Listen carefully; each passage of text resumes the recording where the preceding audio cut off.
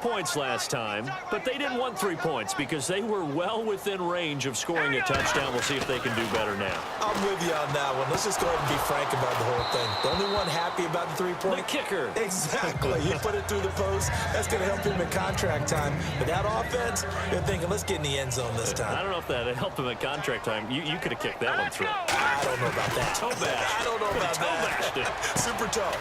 And this time he's got the hook up. It's complete. And he'll get it up near the 35, right at the 34 here.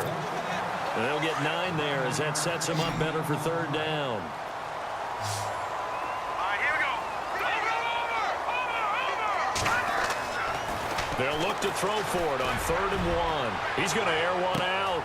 That's caught inside the 20. Touchdown, LA. A big play there. Hitting double digits with his 10th touchdown of the season. And the Rams add on to their lead.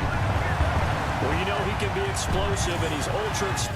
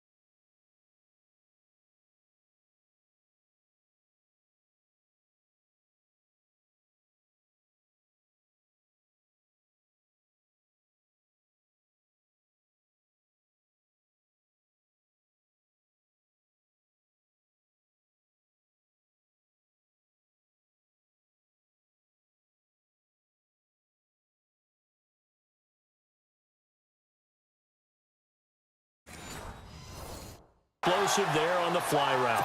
And you know how many times we've talked to coaches and we've had quoted back to us, well, you know something? When you execute really well, it doesn't matter if they know it's coming or not. Well, sometimes athleticism beats you as well. He just took off and went. That's almost like one of your turkey bowl games, isn't it? Just go long, Backyard. man. I'll hit you. And it worked really well for them. So a 75-yard scoring drive on just 3 plays. And it winds up with a touchdown for Los Angeles.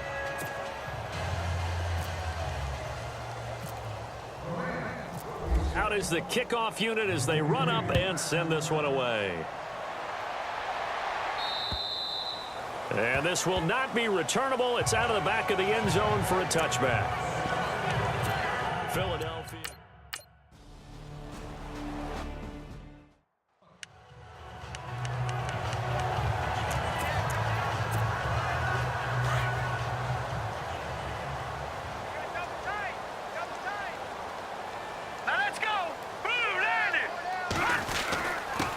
Now a handoff here to his running back.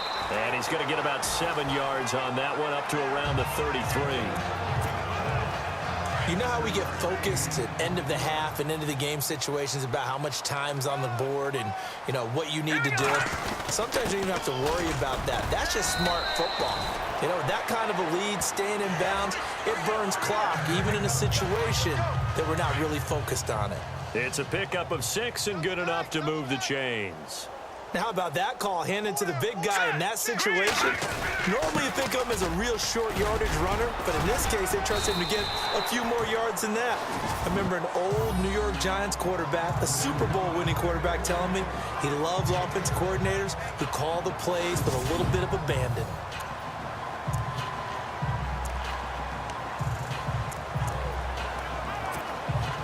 Four yards remaining now on second down.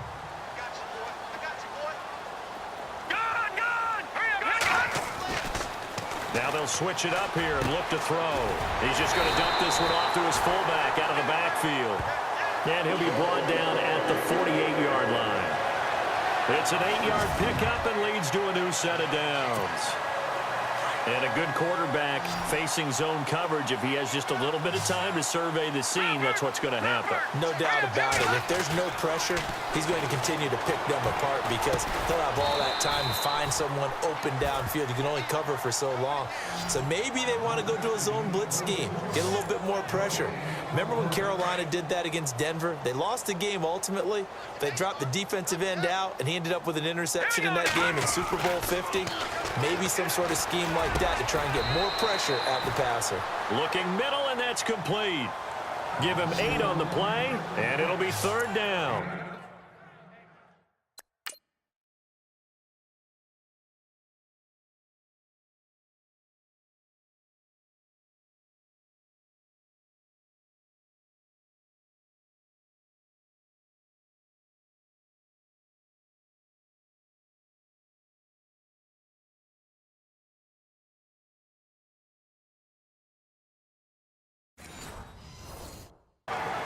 Now, that's often a surprise for the defensive guys when they see the big fella slide out of the backfield and catch the ball.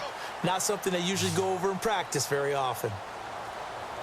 And they're not going to get to the line to run another play, so we will switch ends as the 3rd quarter has come to a close. We'll return with more after this break. You're watching the NFL on EA Sports. Back now in Los Angeles. A lot of happy faces in the crowd at this point as their guys have a big lead here to start quarter number 4. The Rams on 3rd down. They have been superb, 5 for 6 to this point. This time they face a 3rd and 2. They'll set up a throw. Pressure comes, and down he goes. The Eagles get there for the sack. The game plan for any defense is finding ways to make a quarterback uncomfortable in the pocket. When you bring pressure from all angles, you never know who's going to get home. In this case, the left cornerback, right in the face of him, puts him down. On is the punter, Hecker, as he gets this one away. And that'll hit in the end zone. Much too much leg there. That'll be a touchback.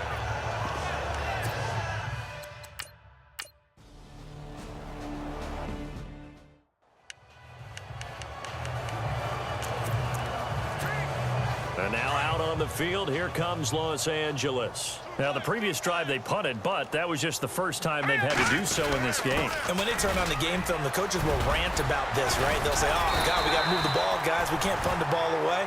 But they have to keep smiles off their faces because that's the first time in the game they've had to do so. They've moved it quite well. They'll overall be happy with what they've seen.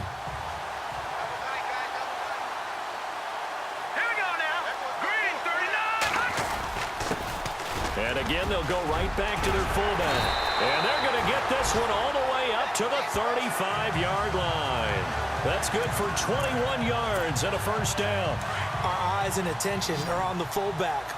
Big-time carry, big yardage. But how about the guys up front, the offensive line?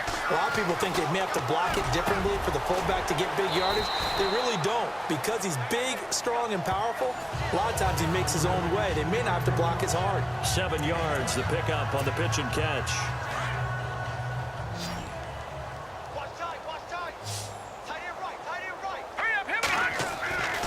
They'll look to throw here. And a quick throw here, that's complete. And he'll be brought down just shy of midfield at the 49-yard line. It's a 7-yard gain there, and it's good enough to move the chains.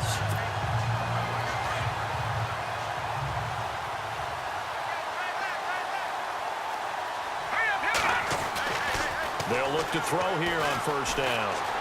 Flushed out right, and he'll be brought down at the 48-yard line. He'll get 3 yards on the scramble there. It's 2nd down. Yeah, he only gets a few yards on 1st and 10, but he's better off doing that than throwing an incompletion or even worse, an interception. They don't need to run another play here before the 2-minute warning. Let's see if they do it anyway. Back to throw here.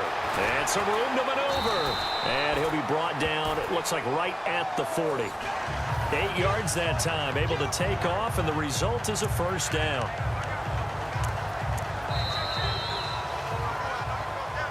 Time for a break. This one all over but the shouting. We'll finish it after this. So it's Rams football here as we get you reset. And let's see what they've come up with offensively after having time to talk it over. He'll look to throw. Quick hitter here, it's complete. And he'll go down here at the 35-yard line. 5 yards on the catch there, brings up 2nd down. Well, clearly one of his advantages as a passer is his height. Sit back in the pocket, fired over the middle. That makes things tougher defensively, doesn't it? It really does, because your goal is to move the quarterback off his initial spot when he gets his drop back completed. But when you have that type of height, he can stay in there if he's willing to take the hits and just fire over the top, which saves him time and actually completes a play a little bit quicker than it normally does, where a quarterback has to slide and find open space to throw. Forced out to his left. Open space inside the 10. And they are going to score again. Yet another touchdown as they just add to their totals.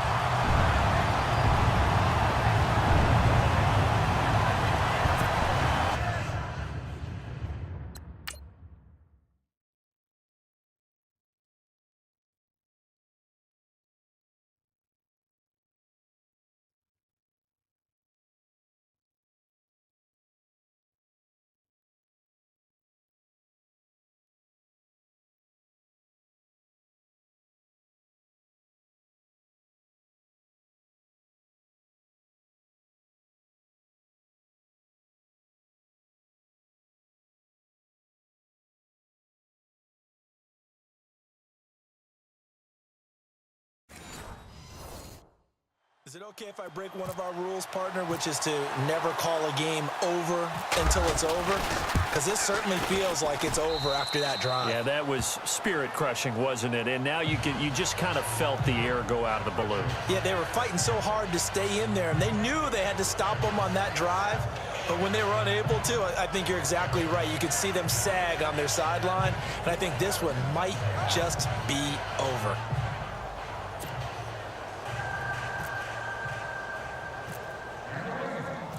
The kickoff unit is out on the field, and they will send this one away. This is fielded at the goal line. And he'll take it up past the 25 to the 26-yard line.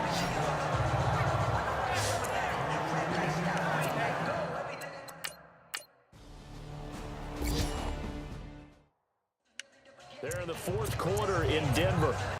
And it was the Jets that came away victorious there. Josh McCown, 2 touchdown passes in the W. From deep in their own territory, they look to throw. Throwing middle, and it's complete. They were looking for a cushion from that end zone. He gave it to him. 15 big.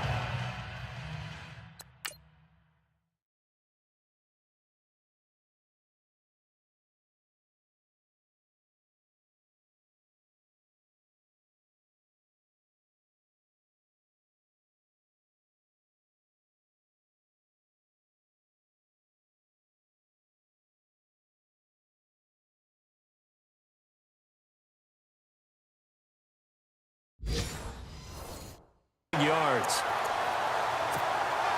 So the offense lining up 1st and 10.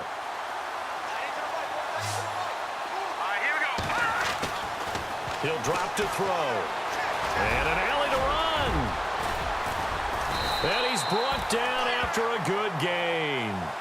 No one there to help out downfield, but no problem. Scrambling for 22 and a first. And barring something unforeseen, this will be the last play of the game. Well, Charles, it's one thing to win. It's another thing to win and put up the amount of points that they did. Boy, were they clicking on offense. They can't help but feel great about themselves, can they? I mean, what a game to put up that number of points, continually feeling like they're moving the ball and things are working and clicking. They think that they can bottle this and carry it with them. And as an offensive coordinator, you just don't think you can do anything wrong. Whatever you call, run, pass, it's all going to work. That's called being in the zone.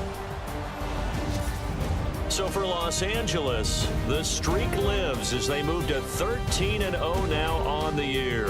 And they will hit the road next week to take on the Seattle Seahawks. Meanwhile, for Philadelphia, it's a rare misstep as they'll drop to 11-2 on the year. And they'll look to regroup next week as they head to MetLife Stadium to take on the New York Giants. So that's a wrap. For Charles Davis, I'm Brandon Gaudin. And this has been a presentation of the NFL on EA Sports. For more, check us out at easports.com. The Rams are victorious here as we say so long from Exposition Park in L.A.